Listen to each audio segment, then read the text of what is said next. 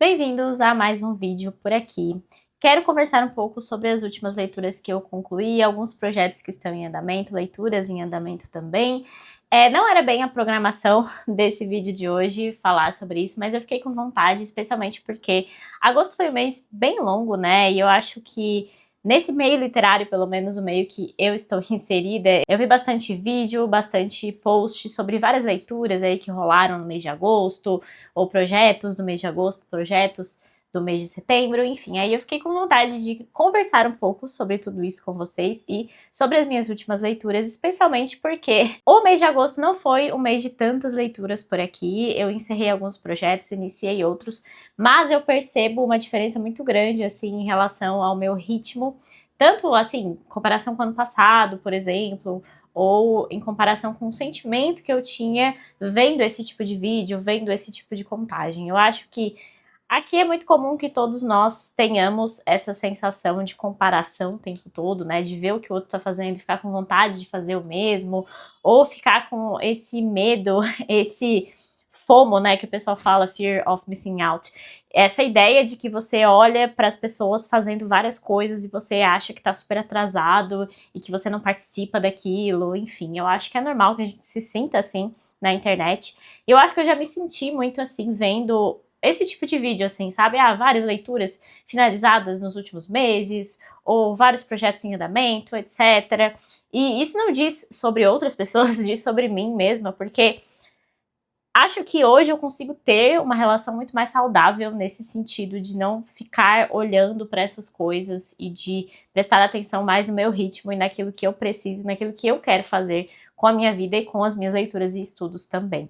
Eu sinto que eu tenho hoje muito menos aquela sensação de, meu Deus, estou perdendo o meu tempo aqui fazendo outras coisas que não lendo, ou eu não vou conseguir ler tudo que eu quero na minha vida. Eu acho que todo leitor passa por um momento assim, né? Mas cada vez menos eu sinto isso, cada vez eu fico mais tranquila em relação aos projetos que eu tenho, em relação ao ritmo que eu tenho. E eu tenho lido menos livros esse ano, eu lido menos páginas até, assim. O ritmo de leitura se mantém e eu continuo lendo um pouquinho todo dia, lendo alguns projetos paralelos, fazendo as leituras que eu gosto, que eu quero, mas eu vejo que há um tempo eu olharia para uma pilha de livros em andamento e pensaria, não, isso aqui eu consigo terminar em um mês, sabe? E hoje eu sei e tenho total ciência de que eu sim consigo terminar em um mês, mas tem outras coisas na vida que eu quero fazer, outras pessoas que eu quero ver, outras saídas que eu quero fazer, outras viagens, enfim, tudo isso tem relação também, né, com a nossa forma de ver a vida, acredito eu. E é engraçado porque isso se relacionou um pouco, de certa forma, com a última leitura que eu finalizei, que eu já vou comentar então com vocês um pouquinho para não só ficar conversando aqui, mas também trazer os livros que afinal são os temas principais aqui deste canal. Eu finalizei Olhar os Lírios do Campo, do Érico Veríssimo, e eu adoro o Érico Veríssimo, ele é o meu escritor brasileiro preferido, assim. A escrita dele, para mim, é algo sensacional. Eu sei que ele não é o melhor, mas ele é meu preferido e faz toda a diferença porque eu vejo que eu me conecto muito com a escrita dele, com as histórias e com as lições que ele traz também nas suas obras. E aqui, basicamente, a gente tem uma história sobre um personagem que era muito pobre, que teve ali os seus sofrimentos e que tinha seus traumas, e ele coloca na cabeça que vai se tornar médico, que vai ser rico, que vai entrar para uma família com um nome, para que ele tenha respeito, para que ele tenha dignidade. E com o tempo ele percebe que a dignidade não é bem sobre dinheiro, sobre ganância, sobre ter um nome, enfim, né? Então ele percebe que, às vezes, a gente fica atrás, assim, seja de trabalhar muito, ou coloque aí qualquer meta que você quer atingir muito, sei lá, ler 100 livros por ano, ou ganhar X dinheiro, ou, sei lá, qualquer meta aí que você coloque, e você esquece de viver o tempo, né? Essa passagem que você tem na sua vida. Então eu acho que se relaciona um pouco com isso, assim, nesse sentido de que às vezes a gente fica só nessa meta, números e tal, e esquece de participar um pouco da vida que está correndo aí, né? Talvez seja um papo de pessoa que tá chegando perto dos 30, talvez. Mas eu tive um pouco essa sensação e acho que esse livro conversou comigo nesse sentido. É um livro que eu quero trazer aqui pro canal porque dá pra gente conversar sem spoiler e com spoiler. É um livro muito bom pra quem já conhece um pouco de Érico Veríssimo ou quer conhecer, enfim. E é um livro que tem muitos defeitos, inclusive defeitos literários que o próprio Érico já notou ali quando ele releu o livro anos depois, enfim. É interessante ter essa percepção, por isso que é longe, assim, de ser um dos melhores livros do Érico Veríssimo, mas a ideia, a essência dele é muito legal e a gente pode conversar bastante sobre isso. Então quero ver se eu trago um vídeo para vocês com e sem spoilers, pra gente conversar um pouco sobre este livro do Érico. Também nessa ideia de ritmo e de relaxar um pouco mais, assim, com leitura, sabe? Não só ficar nessa ânsia de números e querer ler cada vez mais e fazer N projetos, enfim. Eu busquei há muito tempo um livro para ler antes de dormir, algo que não fosse, assim, que precisasse de anotação, que precisasse de caderno, que eu quisesse ficar ali fazendo um super conteúdo sobre o livro, algo para largar o celular, ficar um tempinho lendo antes de dormir e de fato relaxar, de fato descansar a mente. E eu consegui isso então com Harry Potter, já tá aqui no meu Kindle o segundo, né, da saga, eu tô lendo no original. E eu terminei então no mês de agosto Harry Potter e a Pedra Filosofal, no original em inglês Sorcerer's Stone. E pra mim foi muito legal, assim, fazer essa leitura antes de dormir, porque eu de fato pude desconectar total, assim, do mundo real, até porque entra num mundo de fantasia e como eu já tive contato com esses livros há 10, 15 anos, né, eu tenho a história, assim, muito na minha cabeça, mas é claro que a gente com o tempo vai esquecendo as falas, esquecendo as lições, e com maturidade você identifica muito mais aquilo que tem de mais profundo nessa história, né, e Harry Potter, então, tem um peso muito grande na minha vida literária, mas na minha vida no todo, porque acompanhou praticamente minha adolescência inteira. Então é muito gostoso retomar, assim, né, essa leitura, retomar esses personagens que me marcaram tanto. E, de fato, assim, não me preocupar com, eu vou fazer vídeo sobre isso, vou fazer um comparativo, vou fazer um post, preciso anotar, eu só lendo antes de dormir para relaxar. E, então, talvez há algum tempo, há alguns meses, eu estaria olhando, poxa, poderia estar lendo um livro para um projeto, para um vídeo, etc. Mas hoje eu me sinto muito mais tranquila e muito mais feliz fazendo essa leitura, assim, para relaxar antes de dormir. Então, né, fica aí a dica. Às vezes, tudo que a gente precisa é retomar um livro que foi uma paixão aí de adolescência e descansar um pouco a mente. Depois de tanta coisa que a gente faz no dia a dia, de tanto trabalho, de tanto estresse que nós temos na nossa vida, né? Agosto foi o mês de encerrar 2 calhamaços, 2 livrinhos aqui, que eu estava lendo há um tempo na minha área de membros aqui, então foram 2 projetos longos que eu fiz e bem detalhados e 2 livros maravilhosos, diga-se de passagem, sendo o primeiro Oblomov, que eu ainda estou devendo o vídeo aqui no canal, quero fazer resenha porque eu acredito que será uma das melhores leituras do ano, ele já surpreendeu aí aparecendo no pódio do top de livros russos que eu fiz aqui, top 10 livros russos. E foi um livro que ficou muito comigo e eu ainda me pego pensando nesse livro e me pego escrevendo, ou enfim, né, sobre Oblomov, sobre esse personagem, sobre as reflexões que esse livro traz aqui. Eu acho que ele é espetacular. Fiquei muito feliz de fazer essa leitura esse ano, foi de fato muito marcante. E a outra leitura, outro projeto que eu tive aqui paralelo na área de membros foi O Vento Levou, da Margaret Mitchell, que é uma releitura, né, é um livro que eu amo, um dos meus preferidos, assim, então foi maravilhoso retomar esse livro, retomar esses personagens com muito mais profundidade, porque eu tinha lido lá em 2021, assim, no Kindle, não tinha feito anotações, agora eu fiz várias anotações, vários vídeos aí comentando a leitura com o pessoal, fiz reunião, o pessoal engajou nessa leitura, então foi muito legal fazer essa leitura aqui. Então, são 2 livros que passaram muito tempo comigo, né, então foram projetos longos, projetos de fôlego, que eu acompanhei com outros livros menores, então eu tenho esse costume, assim, de pegar livros maiores e intercalar com leituras mais rápidas, mais fluidas, e também para manter aqui o conteúdo do canal, né, que é uma prioridade para mim também. Durante essas leituras e depois também eu fiz a leitura de 2 livros um pouco menores, um pouco mais tranquilos.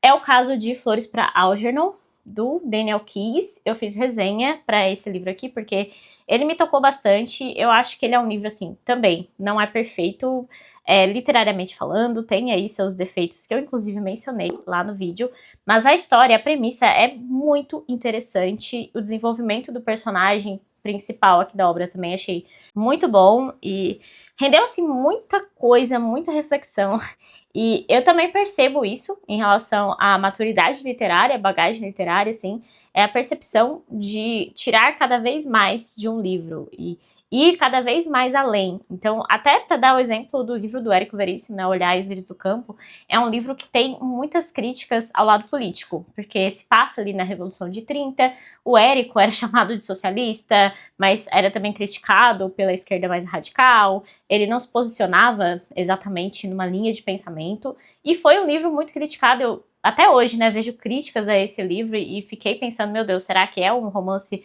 meramente panfletário? E aí não foi isso que eu achei no livro, foi algo muito mais profundo, algo muito mais além.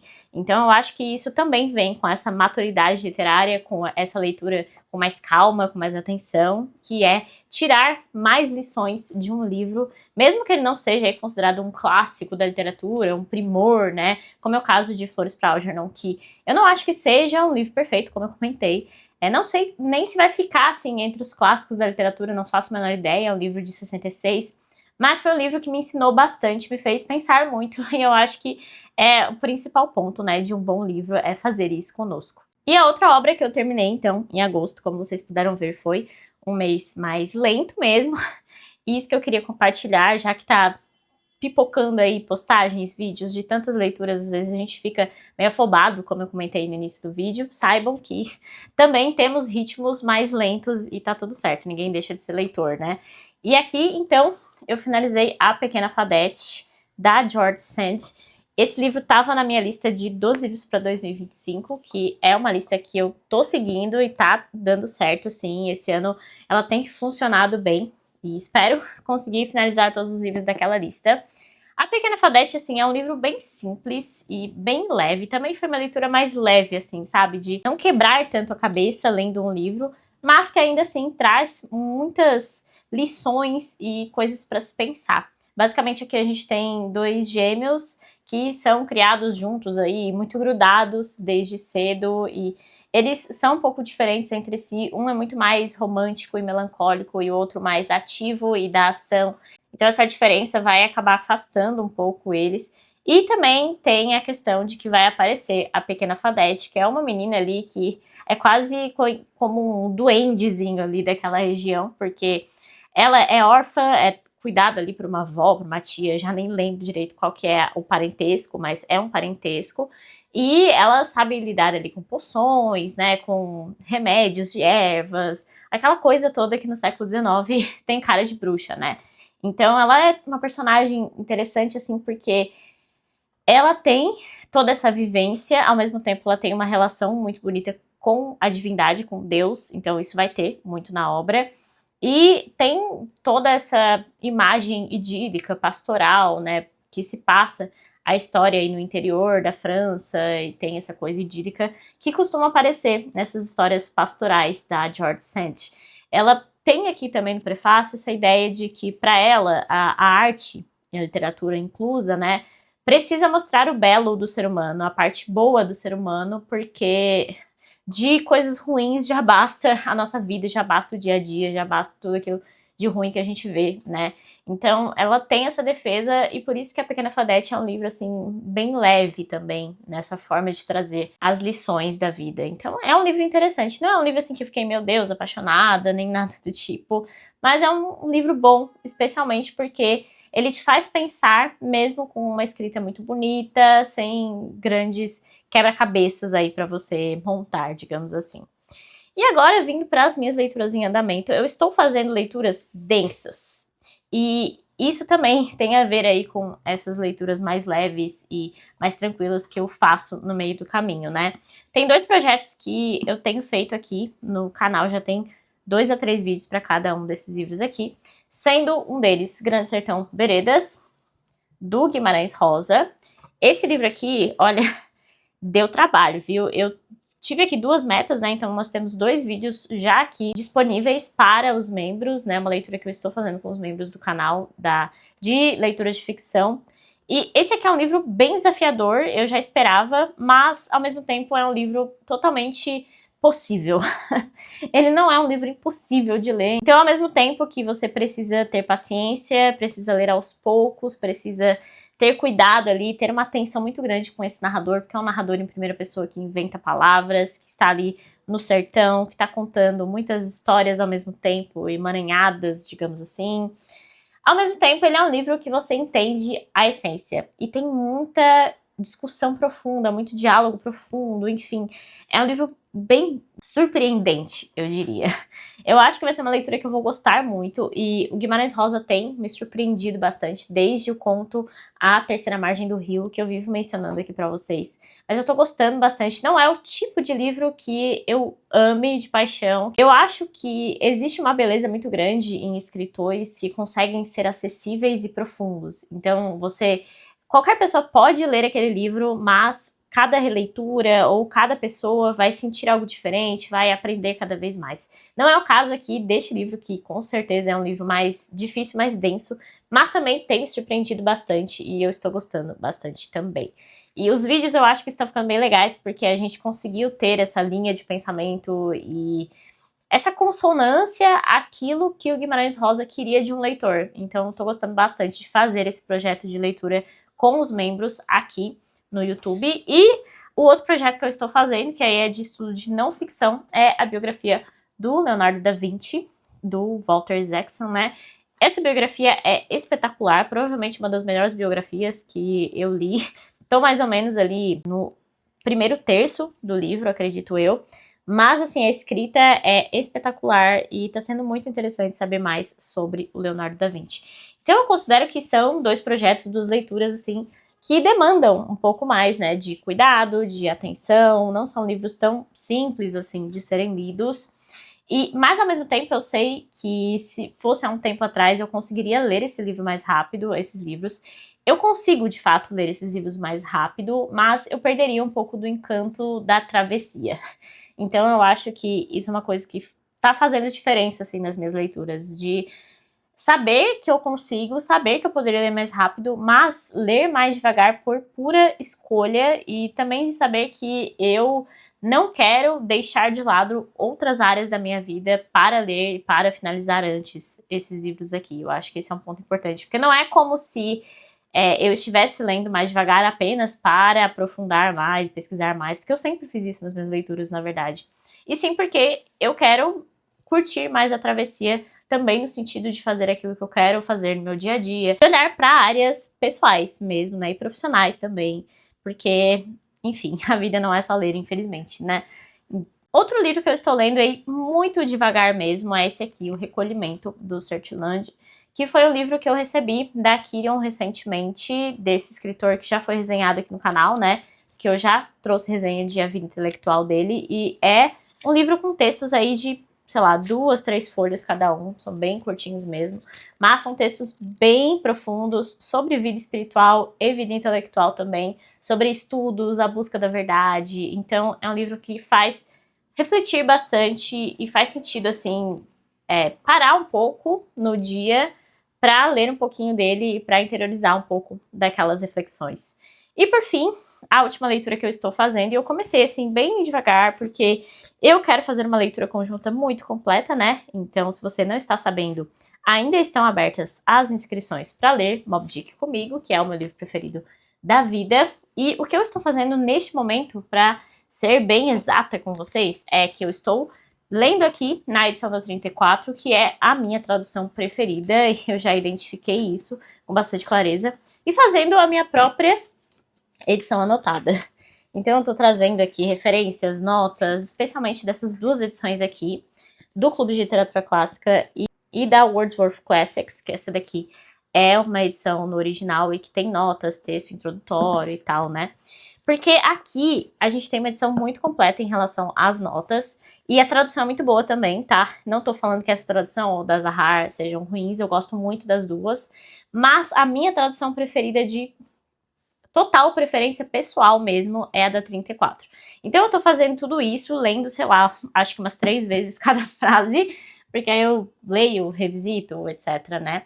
Mas pra mim é um deleite fazer isso, porque é o meu livro preferido da vida e é muito gostoso quando você reencontra coisas que você gosta muito, mas ao mesmo tempo você reencontra com outra cabeça, com outra visão e com mais profundidade. Então, cada vez que eu pego esse livro, eu leio ele com mais profundidade. Já foram 2 leituras, estamos na 3ª, então se você quiser ler comigo, está mais do que convidado.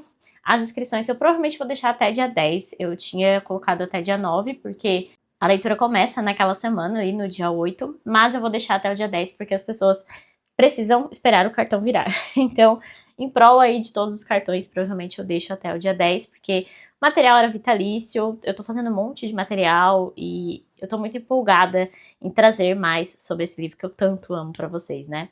Então, como vocês podem ver, nós temos 4 livros em andamento e 4 leituras lentas e que estão sendo bem aproveitadas por aqui.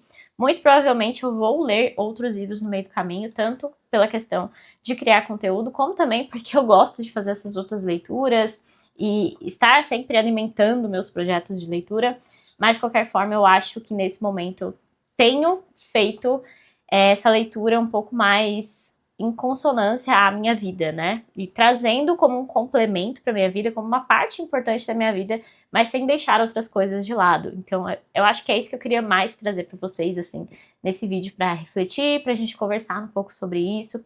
Porque às vezes eu recebo esse tipo de comentário, né? Nossa, pra mim já é muito quando eu leio um livro por mês, ou nossa, como eu queria ler tanto quanto você.